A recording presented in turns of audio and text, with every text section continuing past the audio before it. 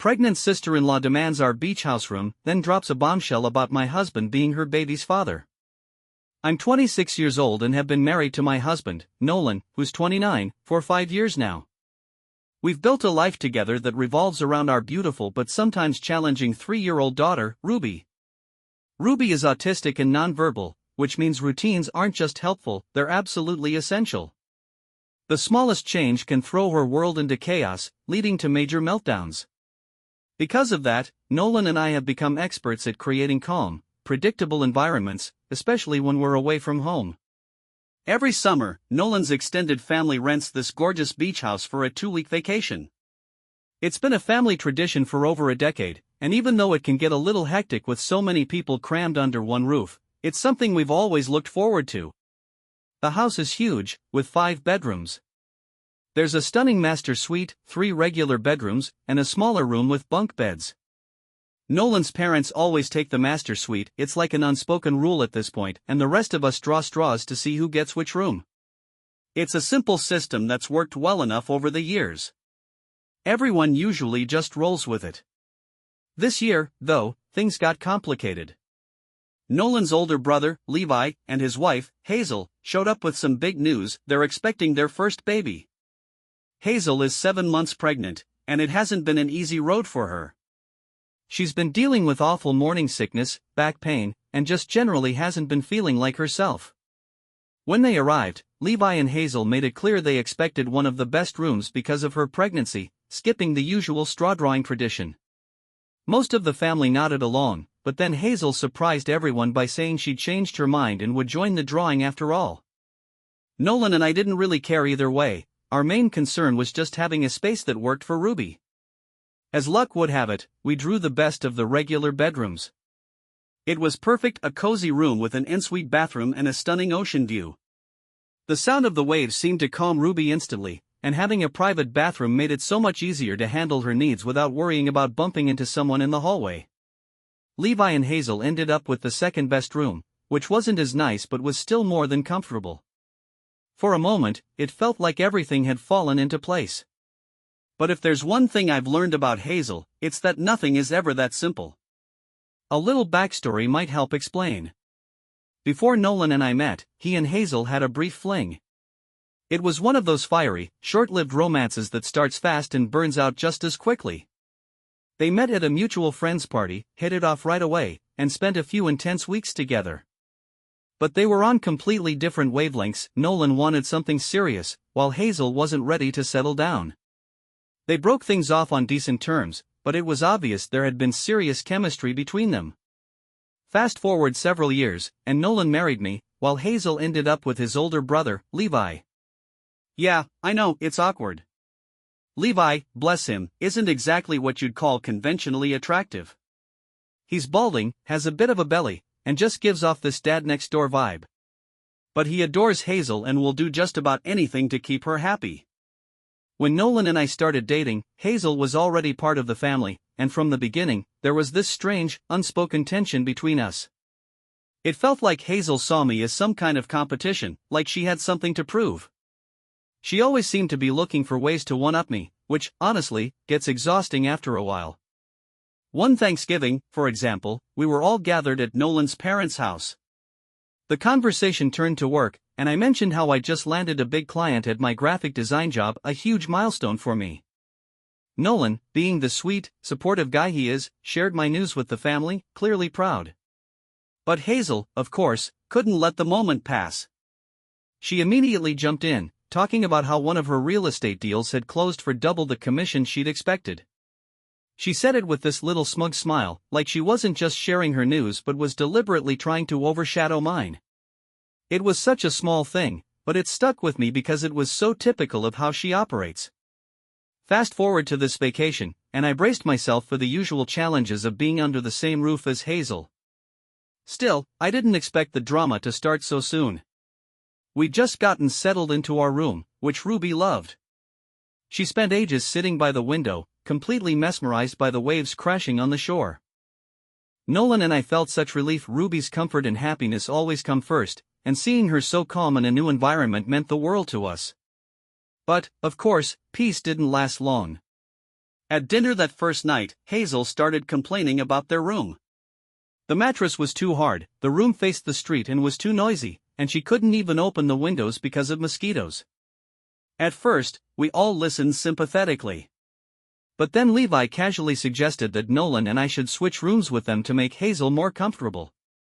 The way he said it, like it was a given that we'd agree, completely threw me. I tried to keep my response polite but firm. I explained that Ruby was already settled in our room and that disrupting her routine could cause a meltdown. I also pointed out how important it was for her to feel safe, especially in an unfamiliar place. Hazel's reaction was immediate and dramatic. Her face went red, her eyes filled with tears, and she accused me of being selfish and uncaring about her pregnancy. Levi jumped to her defense, saying that as a mother, I should understand how important it was for Hazel to be comfortable. They acted like I was being deliberately difficult, when all I was doing was putting my daughter's needs first. Nolan tried to find a compromise, suggesting that we could switch rooms halfway through the trip. But Hazel flat out refused. She insisted that the move would be too stressful for her and that she needed consistency. The more Hazel went on, the more obvious it became this wasn't really about the room. It was about control. Hazel has always had this knack for twisting situations to suit herself, turning on the waterworks or leaning on her pour me routine whenever it worked in her favor. I'd seen this side of her before, though usually, it was more subtle. This time? She wasn't even trying to hide it. Normally, I'd grit my teeth and let her win to avoid the drama, but this wasn't something I could walk away from. This wasn't just about me, it was about Ruby. My daughter can't speak up for herself, so I had to do it for her. Before I knew it, the argument snowballed. Hazel's teary pleas morphed into anger, and she came at me with accusations that stung more than I expected. She claimed I didn't care about family, that I was selfish, and her biggest stretch yet, that I was putting her baby's health at risk by not giving up the room. Levi, usually the calm one in the family, completely lost his cool. He flat out called me a selfish bitch, and not quietly, either. It wasn't just hurtful, it was humiliating, especially since everyone else was there to witness it. Nolan's parents, who had been sitting silently during the blow-up, finally spoke. To my disbelief, they sided with Hazel. They told me it'd be easier to just give up the room for the sake of keeping the peace. I stood there, dumbfounded. It felt like the entire family had turned on me, as if Ruby's needs didn't even register to them. I stayed firm, explaining, again, that we'd drawn straws fair and square and that Ruby's comfort had to come first. I even pointed out that Hazel had no complaints about her room until she saw ours. It was hard not to wonder if this whole thing wasn't just another one of her power plays, a way to assert herself and maybe even remind Nolan that she could still stir the pot if she wanted to. That night, the tension in the house was unbearable. Nolan and I didn't exchange many words before bed. I could see he was torn. On one hand, he understood why I was standing firm. Ruby needed consistency, and switching rooms would have been a disaster for her. But on the other hand, he felt bad for Hazel. Her pregnancy had been rough, and he didn't want to add to her stress. I didn't blame him for feeling conflicted, he's always been a peacemaker. But deep down, I knew this wasn't just about her pregnancy. This was Hazel being Hazel, playing her usual games to get her way, no matter who got caught in the crossfire. The next day, we had a family outing planned to a nearby seaside town. I hoped getting out of the house would help everyone cool off, but the tension followed us like a dark cloud. Hazel wasn't speaking to me, and her icy silence was deafening. As we loaded into the cars, Nolan tried to fill the awkward void with small talk, but no one seemed in the mood to play along. The argument from the night before hung in the air, souring the start of what should have been a fun day. Once we arrived in town, everyone split up to do their own thing. Nolan, Ruby, and I decided to visit the local aquarium, hoping it would be a calming escape. Ruby absolutely loves fish, and we figured the peaceful environment would be a nice distraction for her and for us. For a while, it worked. Ruby was glued to the glass, her little hands pressed against the tanks as she watched the colorful fish swim by. The way her face lit up? It was like a weight lifted off my shoulders. For the first time in days, Nolan and I felt like we could finally breathe. But, of course, our break didn't last long. We met up with everyone for lunch at a seaside restaurant, and Hazel wasted no time turning the mood sour again. She complained about everything, how hot it was, how bad the food smelled, even how uncomfortable the chairs were. And every comment was aimed squarely at me, whether she said it outright or not. Her tone dripped with passive aggressiveness, like she was trying to guilt me into submission without actually saying the words. Then came the moment that nearly pushed me over the edge. When the waiter brought out the food, Hazel took one look at her plate and immediately turned up her nose. "I can't eat this," she said, shoving the plate aside dramatically. "It's too greasy, and the smell is making me nauseous. I thought we'd pick a place that caters to people with special needs." She glanced at her belly, as if the world should revolve around her pregnancy. I'll admit, for a split second, I had a mental image of her learning what real special needs looked like, though I didn't think a car was entirely necessary. Anyway, Levi, ever her loyal defender, jumped in without hesitation. He called the waiter over and demanded a new dish, something more appropriate for a pregnant woman. The poor waiter looked so flustered, apologizing over and over as he rushed off to fix the order. Meanwhile, Hazel gave me this smug little smirk, like she'd just won some unspoken war. It took everything in me not to snap. The rest of the meal was pure tension. Anytime someone tried to steer the conversation towards something lighthearted, Hazel dragged it back to her pregnancy and how hard everything was for her. She was milking the situation for all it was worth, throwing subtle jabs in my direction whenever she could. By the time lunch was over, I was counting the seconds until we could leave. Afterward, we all took a walk along the boardwalk, but the tension between Hazel and me was thick enough to cut with a knife. Every step felt heavy, and the unspoken resentment between us grew with each passing minute. It was like being trapped in a silent battle, and I couldn't help but wonder how much longer this would go on or how much more I could take. Hazel turned the boardwalk stroll into her personal stage. She exaggerated every step, walking painfully slow and sighing dramatically at regular intervals.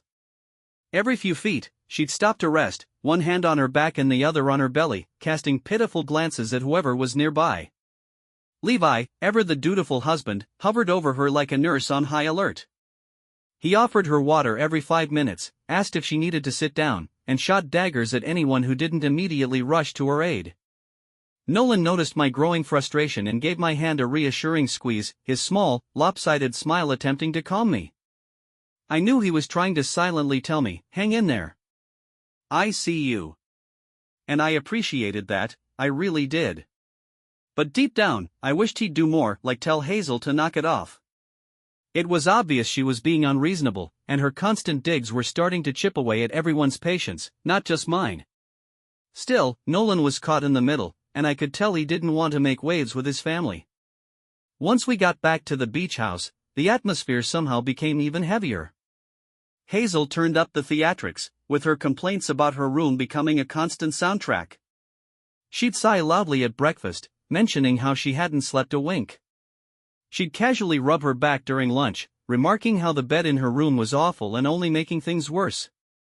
Of course, she wasn't just complaining to Levi. She made sure to speak loudly enough for Nolan's parents to hear, painting me as the villain who was selfishly prioritizing my comfort over her health. Nolan's parents, bless their hearts, couldn't help but try to smooth things over. "It's just a few days," his mom said gently one morning over coffee. "Hazel's pregnant, sweetheart. She needs her rest. You and Nolan are young, you can handle a little discomfort, can't you?" I wanted to scream. I wanted to stand up, throw my mug in the sink, and shout, "Don't you see what she's doing?" But instead, I bit my tongue and forced a smile. How could they not notice how calculated Hazel's behavior was? She was manipulating everyone, playing the pregnancy card like it was her golden ticket to always getting her way. Nolan tried to mediate, suggesting we split the difference and switch rooms halfway through the trip. But Hazel shot that idea down without hesitation. "I need stability, Nolan," she said, her voice trembling just enough to sound sincere. "It's not just about me, it's about the baby. If I don't get proper rest, it could affect my health and the baby's. I'm sure your wife understands that, right?" She looked at me with fake innocence, her tone dripping with the kind of passive aggression that made me want to flip the entire dining table. All eyes turned to me, waiting for my response. The weight of their expectations was suffocating, but I refused to give in. I repeated what I'd been saying all along: the straws had been drawn fairly, and Ruby's needs came first. I reminded them again that Hazel had been perfectly fine with her room until she found out we had the one she wanted. Hazel, of course, stormed off in tears, leaving a trail of guilt for everyone else to pick up. Levi shot me a death glare and muttered something about people lacking empathy, while Nolan's parents gave me the kind of disappointed looks that felt like knives in my back. The tension was unbearable. I felt trapped, like I was living in a bad soap opera that I couldn't escape. And as the days dragged on, Hazel only escalated her antics. She started making sly, uncomfortable comments whenever Nolan and I were together. "Oh, Nolan," she'd say with a nostalgic laugh, "remember when we used to come to places like this? Those were the days, huh?" She always made sure Levi wasn't around when she said things like that, almost as if she were testing the waters to see how far she could push me. It all came to a head during a group outing to a nearby nature reserve. The plan was to spend the day hiking and picnicking, a low-key, relaxing activity that everyone could enjoy. But as soon as we arrived, Hazel was at it again. "I can't possibly hike in my condition," she declared, folding her arms dramatically over her belly. "I mean, this is so inconsiderate. Dragging a pregnant woman out here? Really?" Nolan's parents immediately jumped in, offering to stay back with her, but Hazel waved them off. No, I don't want to ruin everyone else's day," she said, her voice dripping with martyrdom. Then she turned to Nolan with a pointed look. "You can stay with me, right? You said you had a headache earlier anyway. We can catch up." Nolan glanced at me, torn. He didn't want to leave me alone with Ruby, especially since she'd had a rough morning, but he also didn't want to upset Hazel. I could see the conflict in his eyes, and it made my blood boil. Why couldn't he see what she was doing? Why was he letting her manipulate him like this? Headache, my foot. She just wanted to pull him away, to remind me, and everyone else, that she still had some kind of claim over him. And the worst part? Nolan seemed too blinded by guilt or obligation to push back. Before I could get a word out, Levi stepped in, his voice unusually steady. "No, Nolan, you go with your wife. I'll stay with Hazel." Hazel's expression froze, her mouth opening slightly in shock. Clearly, she hadn't seen that coming. For a moment, I almost felt bad for her, but then I remembered every underhanded thing she'd done to drive a wedge between Nolan and me. Any flicker of sympathy vanished as quickly as it came. The hike was breathtaking. The trees stretched high above us, the sunlight poured through their leaves like golden rain, and the cool breeze carried the scent of wildflowers. It should have been the perfect escape. But no matter how beautiful the surroundings, my mind was elsewhere. Hazel. Her constant dramatics. Her manipulations. Her strange obsession with pulling Nolan into her orbit. It all churned in my head, refusing to let me enjoy the peace around me. I kept asking myself the same question: why does Nolan let her get away with it? That evening, back at the beach house, the storm finally broke. We were all gathered in the living room, half watching a sad telenovela while chatting idly. Hazel, out of nowhere, burst into tears. At first, no one thought much of it. She'd been overly emotional all week, and the show was a bit of a tearjerker. Levi leaned in to comfort her, murmuring soft reassurances. But this time, Hazel didn't stop. Her sobs grew louder, jagged. Ruby, startled by the noise, woke up and immediately started crying, too, her wails piercing through the room. Chaos erupted. Nolan, ever the fixer, dug into his pocket and pulled out a lollipop. A small wave of relief washed over me, thinking it would calm Ruby down. But instead of handing it to her, he gave it to Hazel. My jaw clenched. Hazel's sobs stopped instantly, as if someone had flipped a switch. She cradled the lollipop like a treasure, while Ruby's cries grew louder. I stared at Nolan, disbelief and disappointment flooding me. I cuddled Ruby closer, rocking her gently, trying to soothe her while my anger simmered just beneath the surface. Hazel, calm now, leaned into Nolan and wrapped her arms around him. Her theatrics weren't just irritating anymore, they were cruel. And then, she dropped the bomb. I can't keep this secret anymore, she whispered, her voice shaky and filled with fake remorse. Her eyes darted between Levi and Nolan. I'm so sorry, Levi, but the baby, it's not yours. The air shifted. The room went completely silent, save for Ruby's soft sniffles. Levi froze, his face contorted in confusion. What are you talking about? He asked, his voice low and wary, like he already knew he wouldn't like the answer. Hazel took a deep, dramatic breath, as if summoning courage. The baby is Nolan's, she said, her voice cracking. Time seemed to stop. For a second, I thought I'd misheard her, but the smug flicker in her eyes told me otherwise. Nolan shot up from the couch, his face a mask of shock and anger. What the hell are you talking about, Hazel? That's not possible. Hazel wiped away an imaginary tear, spinning a tale that sounded too rehearsed to be genuine. She claimed that during a rough patch in her marriage to Levi, she and Nolan had reconnected. Just one night, she said, a moment of weakness she supposedly regretted. I couldn't believe what I was hearing. My chest felt tight, like I couldn't get enough air. I searched Nolan's face for denial, for him to call her out for the liar she was. But his stunned silence told me everything I needed to know. Levi, on the other hand, exploded. He jumped to his feet, his voice shaking with fury. You slept with my brother, he shouted. After everything we've been through? You did this to me? Hazel didn't even flinch. If anything, she seemed to thrive on the chaos she'd created. I turned to her, my voice trembling. When did this happen? Hazel smirked, as if she'd been waiting for me to ask. A rainy night in June, she said, her tone almost playful. The pieces clicked into place. That night. The night Ruby had cried so hard I'd rushed her to the pediatric unit. Nolan had claimed he was stuck at work, and I told him to stay put because of the storm. But he hadn't been working. He'd been with her. The realization hit me like a freight train. Before I could stop myself, my hand flew across Hazel's face. The slap echoed through the room, and for the first time, Hazel looked genuinely startled. Nolan stepped toward me, his hands raised as if to calm me down. Let me explain. But I wasn't interested in hearing a single word. My rage boiled over, and I shoved him back. Explain? I spat. What's there to explain? You slept with her. You lied to me, to your brother, to everyone. Nolan's parents tried to intervene, but they only made things worse. His mom, in particular, seemed more concerned with damage control than the actual betrayal. You're overreacting, she said, her voice sharp but calm, like I was a child throwing a tantrum. Overreacting? I snapped. My husband got his brother's wife pregnant, and you think I'm overreacting? She didn't stop. We need to think about what's best for everyone, she said, glancing at Hazel. The baby. Hazel.